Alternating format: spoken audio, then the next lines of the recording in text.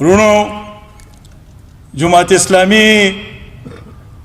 آغا دینی جماعت تے آغا کار اواغ مقصد پیش نظر دے چې د کم د پاره الله تعالی 1,40,000 څخه مجاهد پیغمبران را لېږلیو او په آخره کې حضرت محمد مصطفی صلی الله علیه و آله وسلم چې د کم مقصد د پاره الله تعالی را لېږلیو هغه مقصد د الله په ځمکه باندې د الله د دین غلبه وه هغه کار جماعت اسلامی مخې ته ایښی دی او دغه مقصد دی او څومره خلک چې په جماعت اسلامی کې شامل شوي دي جماعت اسلامی سره روان دي د دې ټولو مقصد هم دغه دی چې د الله په ځمکه باندې د الله دین غالب شي هیڅ نور مقصد مخې ته نشته د دې مقصد دپاره دا ټول وروڼه جماعت اسلامی سره روان دي او جماعت اسلامی مرسته او مرګتیا کوي کم مقصد چې موږ مخې ته ایښی دی او کم کار زموږ مخې ته دی نو څومره چې مقصد لوی دی نو هغومره ذمه داري هم زیاته ده او په نن زمانه کې خو به زه دا ووایم چې دا کار داسې دی لکه سیند په یو طرف باندې روان وي او موږ د هغې په الټه سمت باندې سفر کوو ځکه چې دا ټول خلک او دا ټوله معاشره په یو طرف باندې روانه ده او موږ د هغې معاشرې او د هغې خلکو خلاف روان شوي یو نو د دې وجې نه مقصد هم لوی دی خو لار کې رکاوټونه او مشکلات هم ډېر زیات دي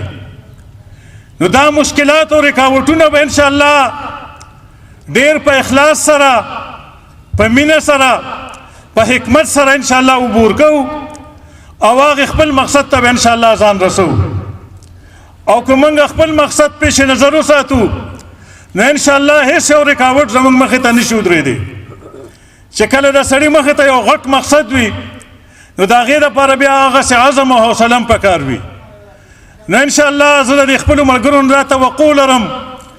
چې مقصد هم غټ دی لوی دی مشکلات شته خو انشاءالله دغې مقصد ته به ځان رسو او هر څومره مشکلات چې انشاءالله د دغې مشکلاتو نه به تېرېږو وروڼو د دې وجې نه دې خبرې ضرورت دی چې نن کم مشکل وخت په دې وطن کې دی په مسلمانانو باندې دی نو په دې نږدې وختونو کې داسې مشکل وخت نو راغلی یو خوا په ملک دننه او بل خوا بیروني مشکلات دی او دبونه دي یو خوا زمون قوم لګیا دی مسلسل د هغې خلکو مرسته کوي د تېرو 1 کالونه چې کوم د مغربي جنډه په لاس کې نیولې ده شکلونه بدلیږي خو مقصد او پروګرام د ټولو یو وي که هغه په هر نوم باندې مخې ته راځي خو ایجنډه هماغه وي چې کوم د مغرب د خوشحالولو دپاره وي موږ په دې 1 کاله کې که د جرنیلانو حکومت راغی ایجنډه هماغه ده او که جمهوري حکومتونه رالل ایجنډه هماغه یوه ده همدغه ایجنډه باندې عمل کوي د دې وجې نه دې قوم کې به یو شعور او بیداري را پیدا کول وي چونکې زموږ مقصد د الله د دین غلبه ده نو زه دا محسوسوم چې زموږ د وطن خلک په دین مین خلک دی زموږ د وطن خلک په دین باندې هر قسمه قربانۍ ته هر وخت تیار وي او د هغې مثال دا 13 هفته په دې وطن کې د مظاهرو نه واضح کیږي تاسو وکتل چې په دې 400 ضلع کې په هر کلي کې غټې غټې مظاهرې وشوې او بیا په دې 400 سیټي کې چې کومه مظاهره وشوه دا یو تاریخي مظاهره وه دا خلک چهراغون کړي نه وو دا خلک په خپله د دین مینه وه محمد مصطفی صلی الله علیه وسلم سره مینه وه ځکه دا دومره په زرګونو خلک راوتي وو او دغه کې مظاهره کې موجود وو او کله چې داسې مسله په دې وطن کې پیښه شوې ده د دې وطن او دې ضلع او د دې علاقې خلک هغې کې شرکت کړی دی نو د دې نه معلومیږي دا چې د دې وطن خلک دین سره مینه لري خو بدقسمتي دا ده چې دا خلک مونږ په دې خبره پوه کړي نه دي اوسه پورې دا خلک په دې خبره پوه نه شو چې دین او سیاست دا جدا سیزونه نه دي سیاست د دین یو جز دی او که دا خبره موږ د خلکو په ذهن کې کینوله نو انشاءالله بیا به هغوی زموږ هم مرسته کوي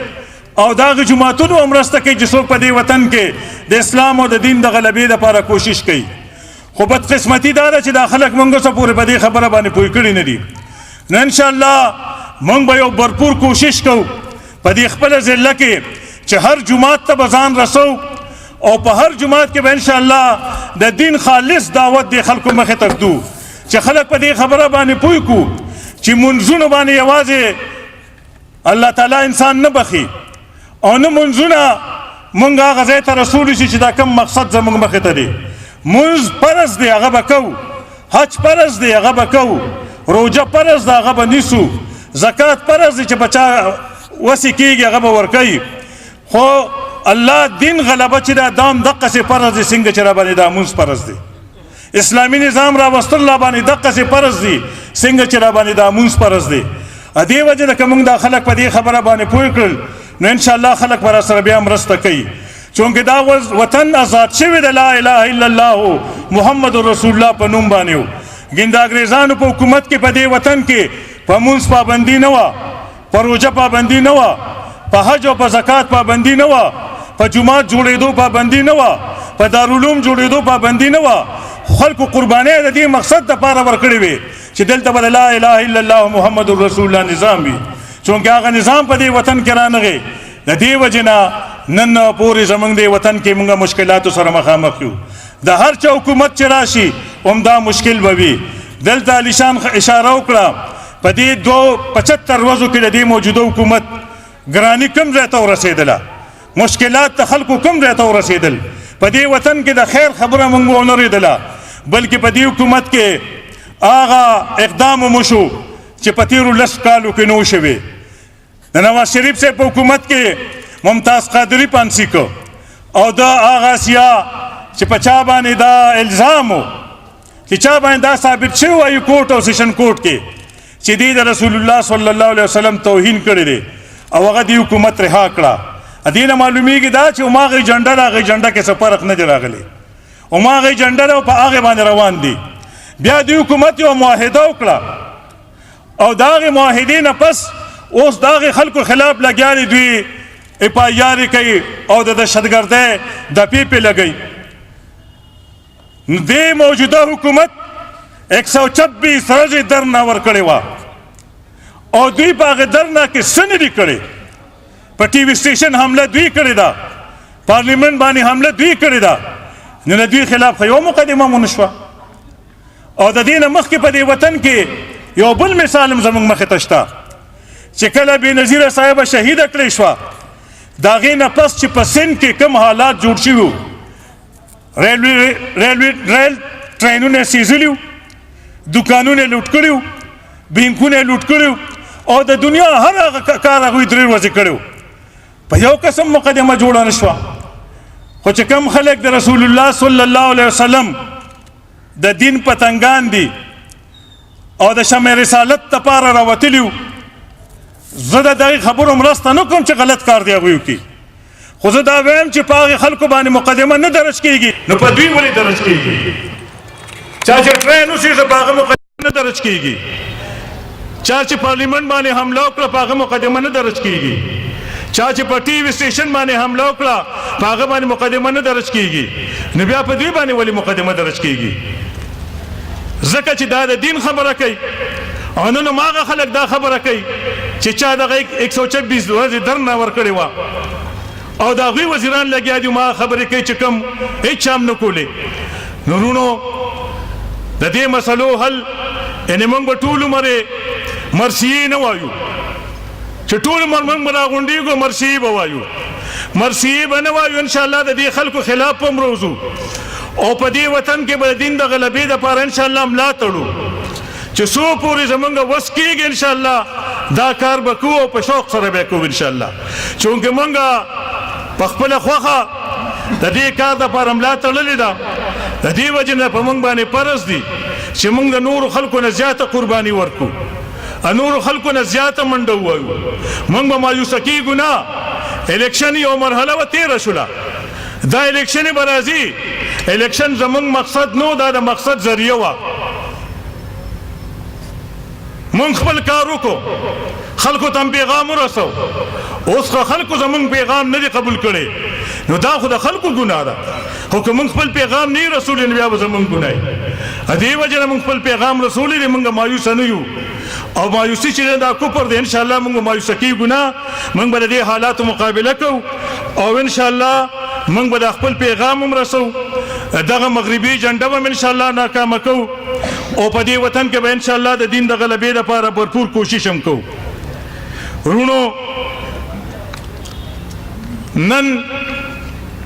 مشکلات شته د عام سړي مشکل دی ځکه چې ګراني ده خو د عام سړي کوم اواز کوي چغه وایي نو د هغه نه دا تپوس هم پکار دی چې ته زنده‌باد ویلو تا وله ووټ ورکړی ته یې مرسته کړې وه ته یې مرګتیا کړې وه نو ستا په وجه باندې نن زموږ په اوږو باندې سور راځي د دې وجې نه خلک به انشاءالله په خبرو باندې هم پوهیو او چې کومې مسلې راځي انشاءالله د هغې خلاف په اواز هم پورته کړو زما ټولو ملګرو ته درخواست دی چې انشاءالله د لاندې سطحې نه به د برې سطح پورې د هر ځای نظم او تنظیم انشاءالله مضبوطه و د نوې سر نه به انشاءالله منظم کوو کم ځای کې چې کمې غلطۍ او کمزورۍ دي انشاءالله هغه به وباسو او انشاءالله زما به دا کوشش وي چې د هر ویلیج کونسل ته لاړ شم هر ویلیج کونسل کې ټول ارکان او کارکنانو سره انشاءالله ملاقاتونه وکړو او انشاءالله دا مرګري منظم کو مرګري راپاسو چې کله موږ خپل صفونه منظم کړ انشاءالله موږ به د هر مقابله کولی شو د هر چیز او د هر کار او د هر چا مقابله کولی شو انشاءالله نو انشاءالله د مایوسۍ څه خبره نشته حرکت وکړو په اخلاص سره به کوو په شریکه باندې به کوو او انشاءالله د هغې نتایج به خدای